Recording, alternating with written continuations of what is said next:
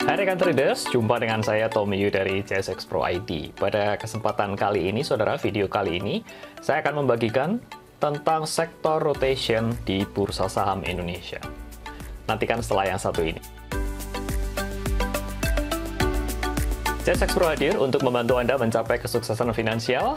Bila Anda baru pertama kali datang di channel ini, pastikan saudara untuk subscribe terlebih dahulu dan juga aktifkan bel di sebelah kanannya. Karena kami merilis video yang baru setiap minggunya terkait trading, investasi, dan tentang keuangan. Dan jangan lupa juga saudara untuk follow channel Instagram kami di @csxproid. Oke, here we go. Nah, ini adalah program yang saya gunakan untuk menganalisa. Dan program ini namanya adalah menggunakan TradingView, saudara. Dan Anda dapat cek di link berikut ini bila Anda ingin mencobanya. Nah, program ini berbayar, saudara, tetapi saya rekomen sekali bagi Anda yang ingin serius belajar untuk technical analysis. Baik, untuk chart ini adalah chart dari Composite Index, yaitu IHSG kita. Dan ini menggunakan chart daily. Di sini saya akan ganti terlebih dahulu, ini menjadi line chart supaya lebih mudah kita analisa. Kemudian saya coba compare, saudara, dengan sektoral yang lain. Jadi sektoral itu ada 10 di IDX ini. For your info, saya akan share sedikit. Ini adalah sektoral kita, jadi mulai dari agri, trade, infrastruktur, properti, finance, mining, miscellaneous industri, miscellaneous itu lain-lain gitu ya. Consumer, manufacture, kemudian basic industry. Oke. Nah, Anda perlu perhatikan di sini bahwa ini saya akan memulai dengan dari tahun 2020 awal. Jadi saya akan geser di sini supaya starting point-nya itu di sini, di 2 Januari 2020 sampai terakhir tanggal ini adalah 4 September saat saat video ini dibuat. Saya akan coba compare ya dengan indeks yang pertama itu agri. Nah, caranya seperti apa? Anda dapat klik di sini. Kemudian saya klik agri. Agriculture Index. Oke, saya pilih yang ini. Nah, ini akan muncul seperti ini. Ini adalah indeks agri, tetapi dalam skala yang skala absolutnya. Saya mesti klik kanan, kemudian saya ganti dengan persen, kemudian saya klik kanan lagi, kemudian saya merge ke kanan, ya. Merge scales on the right supaya ini starting point-nya bisa sama-sama di sini, saudara, di 2 Januari ini. Nah, di sini, saudara, Anda dapat lihat bahwa performance dari agri ini underperform atau di bawahnya IHSG yang warna biru. Jadi, gampangnya gini lah, performance-nya indeks agri ini jelek begitu dibandingkan dengan IHSG. Tetapi pada saat di sini ini udah hampir menyamai ya. Jadi ya ini jelek, kemudian ngejar di sinilah. Kurang lebih itu analisanya seperti itu. Oke, saya sudah buatkan saudara untuk 9 indeks yang lainnya itu di sini. Saya tinggal buka saja, yaitu infrastruktur, finance, dan seterusnya. Oke, satu-satu saya buka.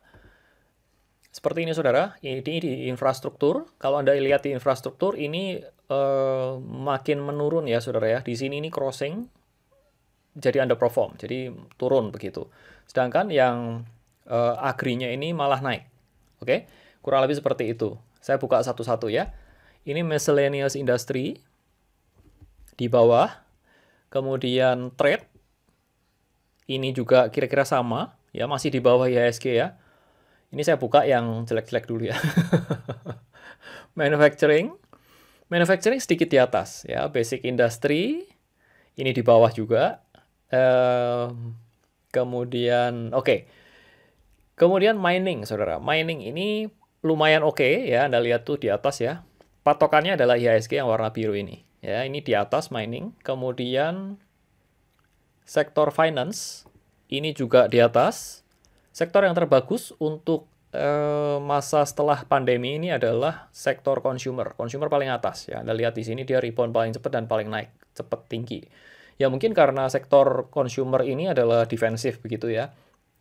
Jadi walaupun Anda ngerti ya logiknya itu seperti ini. Walaupun ini pandemi ya jatuh seperti ini. Kemudian orang itu pasti akan cari kebutuhan-kebutuhan dasar ya.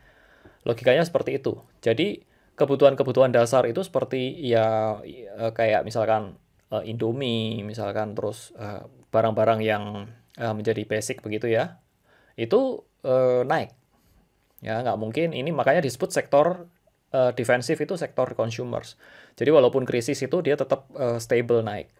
Oke, yang paling nggak laku atau sektor paling jeblok adalah di properti. Ya, kalau saya buka di sini, nih, Anda lihat di sini bahwa ini paling jelek sekali performance-nya. Dan di properti ini logikanya begini, kalau di COVID kan, di pandemi itu nggak mungkin orang akan menahan pembelian untuk rumah, misalkan. Itu mereka nggak akan ini dulu ya, nggak akan beli dulu, nggak akan spending untuk KPR misalkan. Jadi ini turun sekali di sektor properti. Dari gambar ini, saudara, Anda dapat belajar bahwa yang namanya sektor rotation, ya. Saham-saham yang dulunya pernah bagus, ya, terutama misalkan ya, contoh saham finance, gitu ya. Saham finance, kemudian saham properti sih masih oke, ya. Kemudian setelah terjadi sesuatu yang biasanya extraordinary, dalam hal ini itu pandemi ya, jatuh semua seperti ini.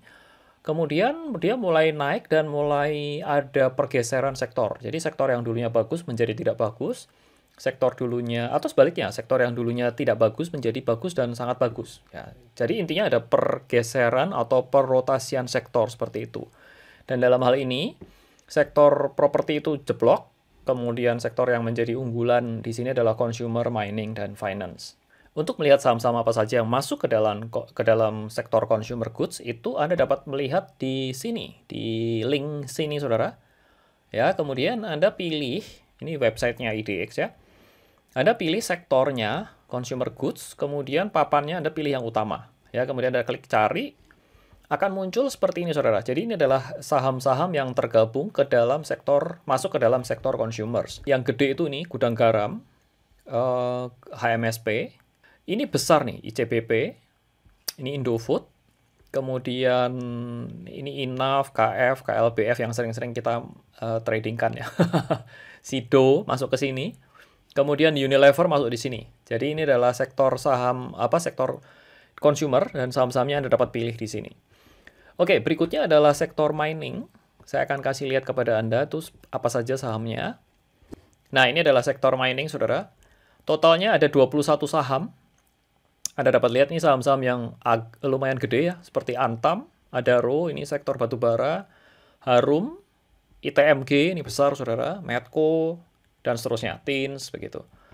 Sektor finance biasanya adalah sektor bank dan leasing ya, biasanya ya.